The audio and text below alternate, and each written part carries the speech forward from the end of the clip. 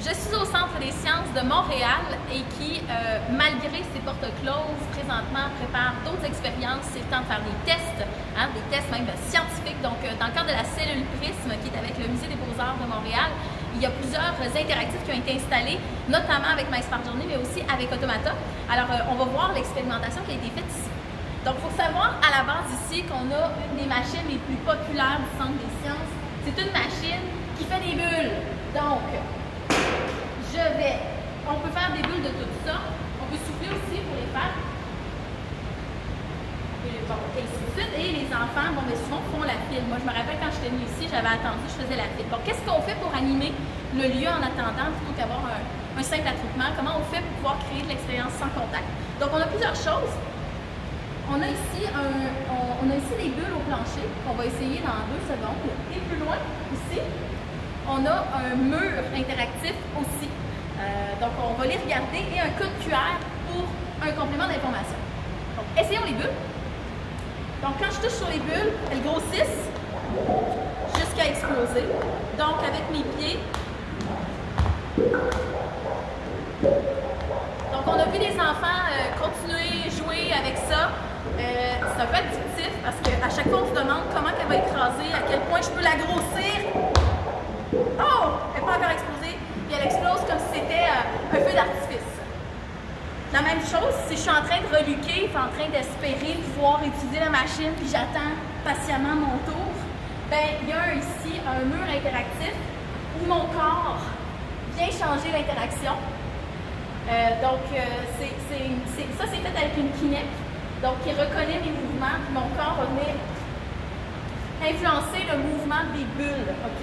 On s'est fait dire par contre par les enfants qui auraient bien aimé ça de pouvoir les taper. Mais ce test-là se veut sans contact. Donc, c'est ce qu'on teste aujourd'hui, sans contact. Ici, on a un complément d'information.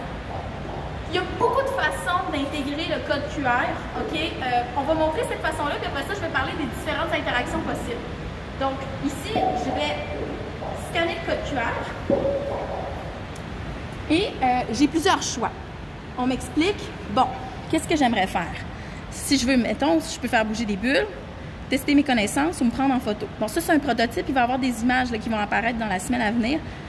Mais moi, je suis venue tôt. Je suis venue au début. Fait que d'ailleurs, la personne derrière la caméra, c'est Elisabeth.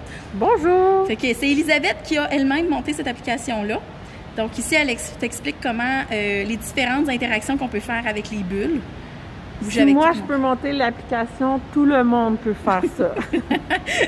Et puis, on va revenir sur me prendre en photo. On va aller tester nos connaissances. Donc, il y a plusieurs questions. On ne les fera pas toutes, mais on va en regarder une.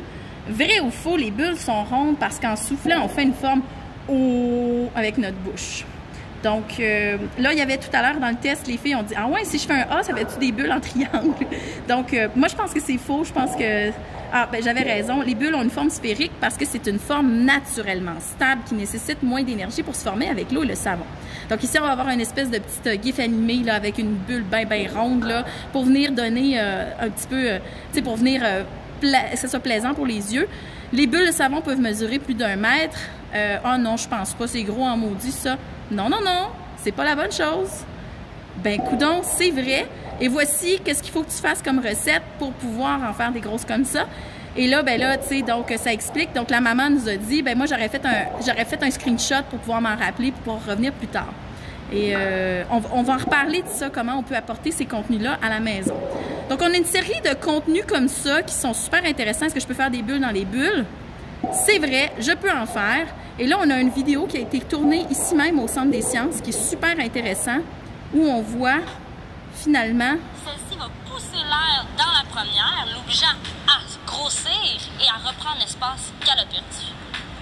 Mon record à moi, c'est cette bulle, ce qui fait de moi la championne des bulles. Donc, une vidéo qui vient rajouter, qui correspond vraiment au public cible de la jeunesse. Et on continue comme ça avec toute une série de questions qui nous donnent des informations. Par exemple, ben, est-ce qu'on peut faire des bulles de glace? Alors, un beau gif animé qui vient confirmer, ben oui, on est capable de faire ça. Ça a ravi le jeune public que j'ai vu. Ils ont dit hey, mais je pensais pas que c'était possible avec une vidéo complémentaire. et ainsi de suite. La glycérine, qu'est-ce que ça fait, comment ça marche, etc. Puis ben, on continue. Est-ce qu'il y a des... on peut continuer jusqu'au bout. Là, je vais aller au bout pour finir l'exemple, avec des exemples, même des explications scientifiques. C'est fini. Bravo, tu as réussi à percer le mystère des bulles de savon. Elles n'ont maintenant plus de secret pour toi. Merci, Elisabeth. Grâce à toi, on connaît mieux les bulles. Fait que voilà. Donc, ça, c'est une expérience. Notre expérimentation a fait que c'est le parent qui possède le cellulaire. Souvent, les enfants qu'on essaye de tester, c'est des enfants de 4 à maximum 12 ans. Ça leur arrive de posséder un téléphone cellulaire, mais ça n'arrive pas tant souvent. Donc, c'est le parent qui va scanner. Et dans le contexte où c'est très tactile ici quand même, il y a beaucoup d'interactions, je vais bouger, le parent, ça lui donne quelque chose pour interagir avec son enfant. Donc, ça lui donne un pouvoir sur la situation où ce qu'on a vu dans nos tests, c'est une maman qui demande des questions aux enfants pendant qu'ils manipulent, puis les enfants, tout d'un coup, font un lien entre les contenus puis l'expérimentation physique qu'ils font, puis finalement, ils réalisent que, ben, c'est pas juste une bulle, il y a de la glycérine dans cet exemple-là, ici, sinon, elle serait pas grosse comme ça. Puis qu'en fait, avec d'autres appareillages, ils auraient pu faire d'autres sortes de bulles, puis ils auraient pu tester d'autres choses. Fait que ça convertit le parent en espèce de potentiel animateur et ça rajoute une couche supplémentaire. Dans une logique où ce qu'on a un visiteur qui est récurrent, finalement, qui revient, et non pas qui vient parce qu'il vient de l'autre bout du Québec. Donc, le Montréalais qui a besoin de se divertir, qui est en pleine pandémie, puis qui revient à quelque chose qu'il a déjà vu, ça donne une possibilité comme un acétate par-dessus, donc une couche supplémentaire de contenu pour revisiter la même machine qu'il connaît déjà, mais avec maintenant un regard neuf. Dernière activité, c'est la fameuse prise de photo. Donc, on prend en photo ici les enfants pendant qu'ils sont en train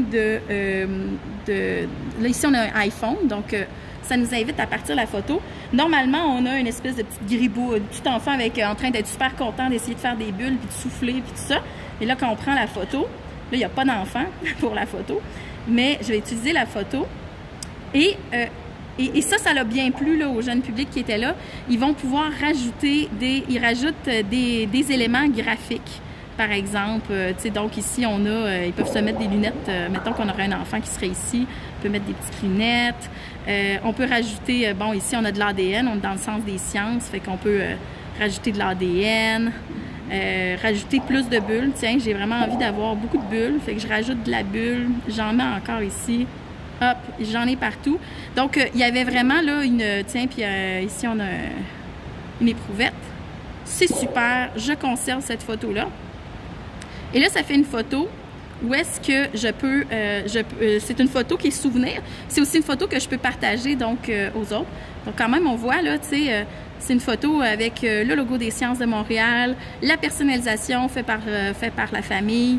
Et puis, ben, ça fait quand même une très belle carte postale, là, souvenir. Et surtout, ben, si elle a été partagée sur Facebook, ben, on se cache pas, là, ça fait de la pub, là, ça fait de la promo. Mais c'est surtout aussi que ça partage un moment d'émerveillement d'une famille. Puis c'est un peu ça qu'on cherche à prouver, c'est que dans le musée, on vit des moments qui sont magiques. Et puis, ben, on peut les capturer. Pour nous donner envie de revenir, mais aussi pour donner envie à tout notre réseau, finalement, de vivre le même moment. Okay? Donc, qu'est-ce qu'on pourrait faire avec les codes QR? Mettons qu'il faudrait qu'on retouche un peu l'expérience, hein, Elisabeth, on en a parlé. Plusieurs choses possibles. On va tester ça. On va donner des petites cartes pour emporter. Le code QR va aussi avoir des espèces de micro-cartes que tu vas pouvoir mettre dans ta poche puis ramener à la maison. Supposons que tu veux conserver l'information ou l'expérience, mettons que tu voudrais rejouer, par exemple, à la maison. Fait que c'est un premier, il y a ça qu'on pourrait tester. On va aussi tester de peut-être séparer le photo booth du contenu. C'est-à-dire dire animation, par exemple ici, c'est parents animateurs, mettons, je sais pas trop quoi, tu sais, genre contenu supplémentaire, quiz, sauras-tu répondre à toutes ces questions-là. Donc, on pourrait mettre d'un bord le quiz, et de l'autre bord, mettre ici le photo booth. Fait qu'ici, on mettrait un logo de photo avec un X en disant ça, c'est le meilleur angle, il est marqué Explore, ça fait comme un petit un Polaroid, c'est super beau, tu vois bien les faces de tes enfants, il y a un mur de bulles derrière, c'est enchanteur. Ça, c'est la meilleure place pour prendre la photo. Donc, un scan qui tomberait directement dans l'interactivité du photo booth. Dans les autres améliorations aussi qu'il y aurait, c'est que Ici, on a des bulles. Là-bas, on a des bulles. C'est un test, hein? Fait qu'on va pas mettre 5 projecteurs, là. C'est un test, mais on pourrait imaginer que les bulles continuent jusqu'au mur. Donc, il y a une possibilité de faire l'interactivité tout le long, jusque sur un mur, OK? Donc, il y aurait comme une continuité, fait que ça ferait qu'on serait carrément dans une ménagerie de bulles de savon, puis en plus, on aurait des vraies bulles. Donc, ça deviendrait très, très, très immersif. OK? Et dernière réflexion, c'est que quand on prend une photo, on a envie de pogner une bonne bulle. Hein? Fait que là, on fait ça. Vous avez vu tantôt, j'ai pas réussi à faire la bulle comme je voulais. Et là, je recommence. Ah, j'ai pas réussi. Et là, je recommence et ainsi de suite. Donc, on s'est rendu compte quand même que la photo manipulée faisait quand même un petit arrêt. Là. Les gens, ils restent, là, ils vivent bien leur moment.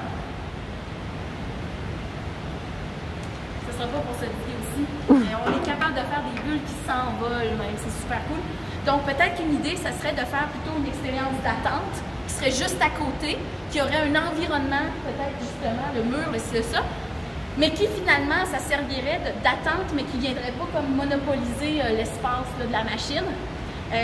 Donc, on l'utiliserait peut-être pas chez les machines qui sont déjà des stars, mais plutôt chez des expériences underdog, là, des expériences qui sont sous-estimées visuellement par le public, puis que pour leur servir, de leur donner un attrait supplémentaire. De même que les contenus, par exemple, qui sont complémentaires, pourraient être à plusieurs endroits, donner des défis. Par exemple, ben justement, pourquoi j'ai pété la bulle? Ben, c'est parce que je l'ai montée trop haut. Et si je le monte moins haut, ben, j'ai plus d'épaisseur du contenant. Il y a plus de glycérine au centimètre carré. Fait que j'ai pas de talent, là. C'est parce que je pense que ça marche pas. Mais je pourrais plus réussir. C'est pas aujourd'hui que je vais réussir, mais j'aurais pu scanner puis avoir des défis. Me dire, mets-le le plus haut possible. Soufflez à plusieurs. Mettez votre doigt pour péter le mur. T'sais, voyez jusqu'où vous pouvez peser votre doigt sans briser le mur de savon et ainsi de suite. Donc, ça pourrait donner des contextes d'utilisation beaucoup plus larges finalement d'un même contenu, c'est-à-dire ce contenu-là, je suis déjà venue l'année passée, et puis cette année, tout d'un coup, j'ai eu un regard complètement neuf dessus. Donc voilà, c'est l'expérimentation au Centre des Sciences. Merci Elisabeth d'avoir fait une aussi belle expérience, c'est vraiment trippant. Mais merci My Smart Journey, merci Automata, merci Prism de nous avoir permis de faire ce prototype.